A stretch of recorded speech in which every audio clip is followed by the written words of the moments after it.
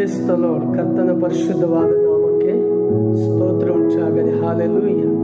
ಪ್ರಿಯರೇ, ಮುಂಜಾನೆ ವೇಳೆಯಲ್ಲಿ ನಾವು ಯೇಸು ಸ್ವಾಮಿನ ದೃಷ್ಟಿಸಿ ನಮ್ಮ ಎಲ್ಲ ಕಷ್ಟ ಸಂಕಟಗಳನ್ನು ಆತನ ಮುಂದೆ ಹೇಳಿಕೊಂಡು ಪ್ರಾರ್ಥಿಸಿ ದಿನ ಸಮಾಧಾನವಾಗಿ ಇರುವಂತೆ ಆ ಕರುಣಾಮಯನು ನಮಗಾಗಿ ಸಿಲುಬೆಯಲ್ಲಿ ತನ್ನ ಪ್ರಾಣವನ್ನು ಕೊಟ್ಟು ನಮ್ಮನ್ನು ಬದುಕಿಸಿದ ಆ ದೇವರಿಗೆ ನಾವು ಸ್ತೋತ್ರ ಮಾಡುವುದಕ್ಕಾಗಿ ಹೊಸದಾಗಿ ಕೊಟ್ಟಿದ್ದಾರೆ. ಹಾಲೆಲೂಯ.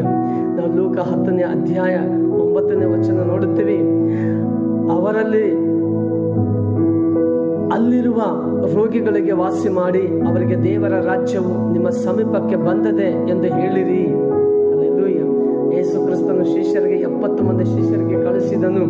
ನೀವು ಹೋಗಿ ಅಲ್ಲಿ ಯಾವ ರೋಗಿ ಇರುತ್ತಾರೋ ಅವರಿಗೆ ಆ ರೋಗಿಗಳಿಗೆ ನೀವು ಹೋಗಿ ವಾಸಿ ಮಾಡಿರಿ, ಮತ್ತು ರೋಗಿನ ವಾಸಿ ಮಾಡೋದಲ್ಲದೆ ದೇವರ ರಾಜ್ಯ ನಿಮ್ಮಲ್ಲಿ ಬಂದಿದೆ ಎಂಬುದಾಗಿ